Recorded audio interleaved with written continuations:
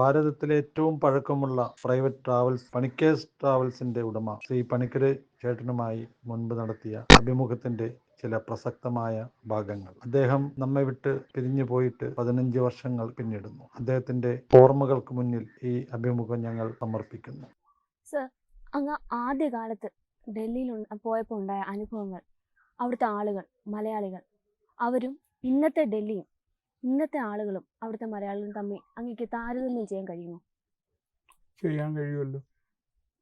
വളരെ ഓർമ്മയുള്ളൊരു കാര്യമാണ്. നേരത്തെ പറഞ്ഞു വന്നപ്പോൾ അത് ഞാൻ വിട്ടുപോയതാണ്.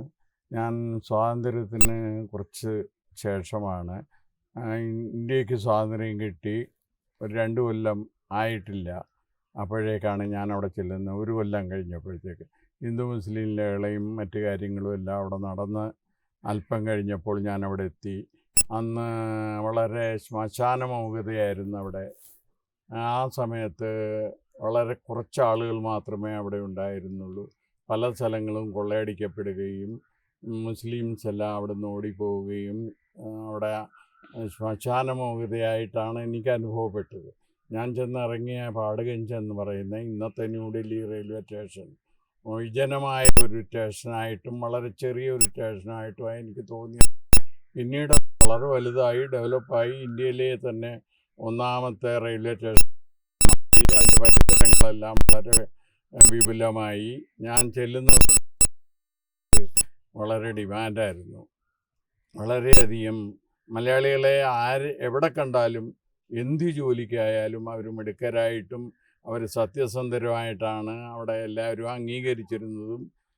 നല്ല അധ്വാനവർഗം ആണെന്നുള്ള ധാരണ അവിടെയുള്ളവരിൽ പരത്തുകയും ആരും വെറുതെ ഇരിക്കേണ്ടി വന്നിട്ടില്ല. ചെന്നവർക്കൊക്കെ ജോലി കിട്ടുകയും അങ്ങനെ ജോലി കിട്ടിയവർ കുറേ കഴിഞ്ഞപ്പോൾ കുറേ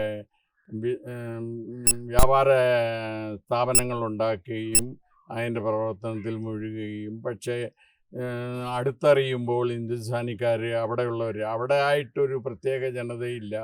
പല നാടുകളിൽ നിന്നും വന്ന് കുടിയേറി പാർത്തവരാണ് ഡൽഹിയിലുള്ളവർ. നമ്മളെപ്പോലെ മലയാളികൾ, തമിഴർ, തെലുങ്കർ, ഹിന്ദുസ്ഥാനിക്കാർ, രാജസ്ഥാൻകാർ, UP-കാർ എല്ലാം അടങ്ങുന്നതാണ് ഡൽഹി ജനത. ഞാൻ ചെല്ലുന്ന കാലത്ത് ഡൽഹിയിൽ അസംബ്ലിയോ മറ്റു കാര്യങ്ങളോ ഒന്നുമില്ലായിരുന്നു.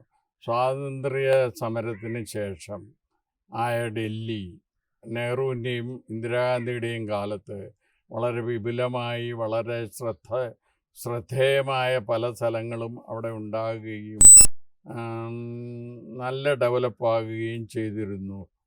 ഇന്നത്തെ ഡൽഹിയെപ്പറ്റി പറയുകയാണെങ്കിൽ അന്ന് ഒരു 20 കൊല്ലം മുമ്പോ 30 കൊല്ലം മുമ്പോ എന്നെപ്പോലെയുള്ളവർക്ക് ഇന്നവിടെ ചെന്നാൽ തിരിച്ചറിയാൻ വയ്യാത്ത കണ്ടാലറിയാവുന്ന ഒരേ ഒരു സ്ഥലം കർണാട് പ്ലേസ് മാത്രമാണ്. കർണാട് പ്ലേസിൻ്റെ യാതൊരു ഭാവഭേദങ്ങളും ഇന്നുമില്ല. അത് വെള്ളക്കാർ ബ്രിട്ടീഷുകാരുണ്ടാക്കിയ അതേ മാതൃകയിൽ തന്നെ ഇപ്പോഴും ഇരിക്കുന്നു അവിടുത്തെ ചുറ്റുപാടുകൾ. ബാക്കി എവിടെ പോയാലും ഡെവലപ്മെൻറ്റും പ്രത്യേകതയും കാണാനൊക്കും. പലയിടത്തും ഉണ്ടായ മാറ്റങ്ങളെ അതിശയിപ്പിക്കുമാറ് ഡൽഹിയിൽ പല മാറ്റങ്ങളും ഉണ്ടായി. ഇന്നും ഇടക്കാലം കൊണ്ട് മലയാളികൾക്ക് അവിടെ ഇതില്ലായിരുന്നു. ഇന്നെന്നാൽ മലയാളികൾക്ക് പഠിപ്പും വിദ്യാഭ്യാസ കൂടുതലും ഉള്ളവർക്കെല്ലാം നല്ല ഉയർന്ന സ്ഥാനങ്ങളിലും നല്ല നല്ല ഇതുകളിലും അവർ ജീവിക്കുന്നുണ്ട്. അതല്ലാത്ത മിക്കവാറും മലയാളികൾ അവിടെ ചെന്ന് പെട്ടിട്ടുള്ളവർ, കഴിവുള്ളവർ നന്നായിട്ടുണ്ട്. അധ്വാനശീലന്മാർ. അവിടെ ഭാഗ്യം കിട്ടുന്ന ഒരു സ്ഥലമാണ്. നല്ല കാലാവസ്ഥയാണ്, നല്ല ഇതുകളാണ്. ഇന്നത്തെ ഡൽഹി കാണേണ്ടത് തന്നെയാണ്. വളരെ പുതിയ പുതിയ അനുഭവങ്ങളും നമുക്കവിടെ കിട്ടും. പുതിയ പുതിയ ആൾക്കാരവിടെ എത്തട്ടെ എന്നുള്ളതാണ് എൻ്റെ ചിന്താഗതി.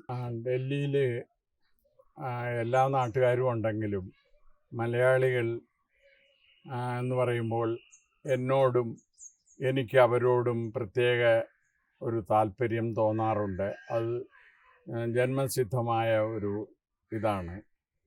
എന്നിരുന്നാലും ഡൽഹിയിലുള്ള ജനത വെളിയിൽ നിന്ന് വന്നവരാണെങ്കിലും ശരി, മറ്റുള്ളവരെ സ്വീകരിക്കാൻ വളരെ താല്പര്യത്തോടു കൂടി ചെയ്യുന്നവരും ആർക്കും അവർ ദ്രോഹം ചെയ്യാറില്ല, ചെയ്യുന്നുമില്ല. നമ്മൾ അങ്ങോട്ട് എങ്ങനെ സ്നേഹം കൊടുക്കുന്നു അതിനുപരിയായിട്ട് അവരിങ്ങോട്ടും നമ്മളെ സ്നേഹിക്കും. പഞ്ചാബികൾ ചെയ്യുന്ന ബിസിനസ്സാണ് ഞാൻ ഏറ്റെടുത്ത് ഞാനിത് ചെയ്തത്. അവർക്ക് യാതൊരു വിദ്വേഷവും ഇല്ല, യാതൊരു വിദ്വേഷവും ഇല്ല. അവരെല്ലാം എന്നെ സഹായിക്കാൻ വെമ്പൽ കൊള്ളുന്നവരാണ് ഇപ്പോഴും. അതാണ് എൻ്റെ വിജയവും. എല്ലാവരെയും ഒത്തൊരുമിച്ച് എല്ലാവരുടെയും സഹകരണം പിടിച്ചു പറ്റാൻ എനിക്ക് സാധിച്ചു. വരുന്ന ടൂറിസ്റ്റുകളാണെങ്കിലും എന്നെ ഓർക്കുകയും എന്നെ ഇത് ചെയ്യും. അതുകൊണ്ടാണ് ഇന്ന് ഡൽഹിയിൽ എന്നല്ല ഇന്ത്യയുടെ പല ഭാഗങ്ങളിലും ഞങ്ങളുടെ ഓഫീസുകൾ പ്രവർത്തിക്കുന്നതും നല്ല രീതിയിൽ നടക്കുന്നത്. സർ, ഭാരതത്തിലെ വിവിധ സംസ്കാരങ്ങളും പല പല സന്നിധികളും നേരിട്ട് കണ്ടറിഞ്ഞ ഒരാളാണ് അങ്ങ്. അതിലങ്ങേക്ക് ഏറ്റവും പ്രിയപ്പെട്ടത് ഏതാണ്? അതുമാത്രമല്ല, അത് പ്രിയപ്പെട്ട ആവാൻ കാരണം എന്താണ്?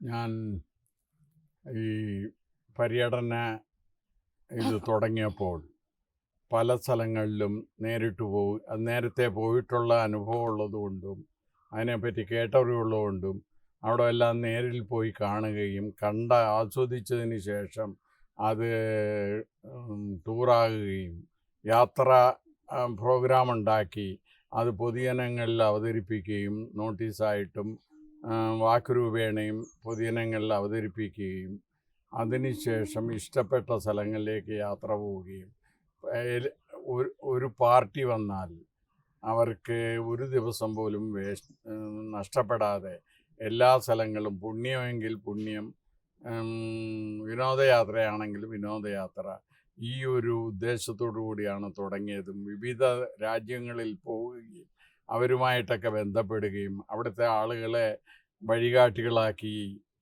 സ്വീകരിക്കുകയും അതിനനുസരിച്ച് എൻ്റെ പാർട്ടികൾ അവിടെ ചെല്ലുമ്പോൾ അവരത് കൈകാര്യം ചെയ്യുകയും താമസ സൗകര്യങ്ങളും മറ്റും എല്ലാ പ്രദേശത്തും ഞാൻ നേരത്തെ വിവരിച്ച പോലെ UP, പഞ്ചാബ്, ജമ്മു കാശ്മീരിലേക്കും എൻ്റെ ട്രിപ്പ് ഉണ്ടായിരുന്നു. ഇപ്പം ഞാൻ നിർത്തിവെച്ചിരിക്കുന്നു.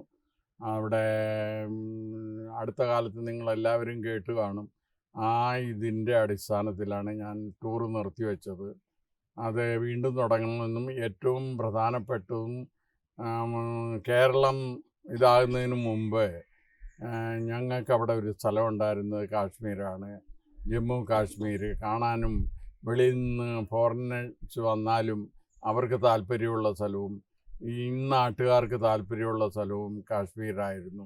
ഇപ്പം ഞങ്ങളുടെ ഏതായാലും കൂടുതൽ ടൂറിസ്റ്റ് വരുന്നതും പോകുന്നതും സ്ഥലം കുലു, മനാലി, സിംല എന്ന സ്ഥലങ്ങളാണ്.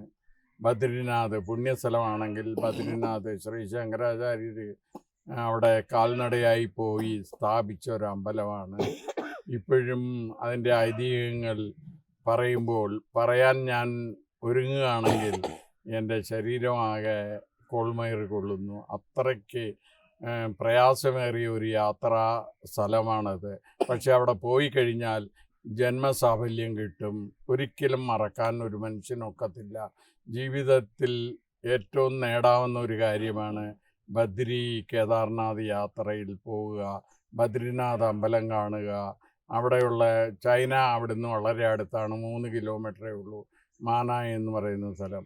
അവിടെ പല പുണ്യക്ഷേത്രങ്ങളും പോകുന്ന വഴിക്ക് കാണാം, പുണ്യ നദികൾ കാണാം, ഉത്ഭവസ്ഥാനങ്ങൾ കാണാം. വളരെയധികം പഴയ ആളുകൾക്കും പുതിയ ആളുകൾക്കും പഠിക്കാൻ ഉതകുന്നതും അവിടുത്തെ നാട്ടാചാരങ്ങൾ എല്ലാം മനസ്സിലാക്കാനും പല ഇതുകളും കടന്നു പോകുന്നതാണ്. ഞങ്ങളുടെ യാത്രാ ഉദ്ദേശം ഒരു വിദ്യാ സ്ഥലമാണ്, അറിവ് ഉണ്ടാകാൻ വളരെ ഉപകരിക്കുന്നതാണ്. നിങ്ങൾക്ക് കഴിയുമെങ്കിൽ ആ വക സ്ഥലങ്ങൾ സന്ദർശിക്കുന്നത്, പ്രത്യേകിച്ച് ബദ്രി, കേദാർ, സിംല, കുലു, മനാലി അങ്ങനെയുള്ള സ്ഥലങ്ങൾ വിശേഷപ്പെട്ടതും പുതിയ പുതിയ ആൾക്കാരെ പരിചയപ്പെടാം. അവരുടെ ഭക്ഷണം, അവരുടെ രീതി, അവരുടെ ഇതുകളെല്ലാം മനസ്സിലാക്കാം. ഇതെല്ലാം എനിക്ക് സാധ്യമായത് ഏതോ ഒരു ദൈവീക ശക്തിയാണ്. ഞാൻ വിശ്വസിക്കുന്ന ദൈവം ബദ്രിനാഥ്, ഗുരുവായൂരപ്പൻ, ശബരിമല ധർമ്മശാസ്താവ്, അമ്പലപ്പുഴ കൃഷ്ണൻ, ഇവരുടെ എല്ലാ അനുഗ്രഹവും എനിക്കുണ്ടെന്നാണ് എൻ്റെ വിശ്വാസം. അതനുസരിച്ച് എൻ്റെ പ്രവൃത്തികളും എൻ്റെ പ്രവൃത്തികളിൽ എല്ലാവർക്കും വിശ്വാസമുണ്ട്. വിശ്വാസമില്ലാത്ത ഒരു പ്രവൃത്തിയും ഞാൻ ചെയ്യാറില്ല.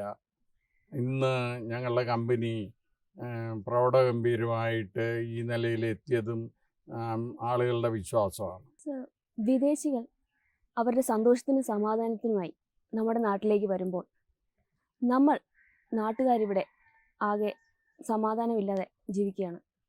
ഇതിന് അങ്ങയുടെ അനുഭവത്തിൽ നിന്ന് എന്താണ് അങ്ങേക്ക് പറയാനുള്ളത് ഇതിനെക്കുറിച്ച്? ഒരു കാലഘട്ടത്തിൽ നമ്മൾ വളരെ ആഗ്രഹിച്ചതാണ് വിദേശികൾ ഇന്ത്യയിൽ വരണമെന്നും ഇവിടെ അവരെ നല്ല രീതിയിൽ കണ്ടുപോകണമെന്നൊക്കെ ഞാൻ ആഗ്രഹിച്ചിട്ടുണ്ട്.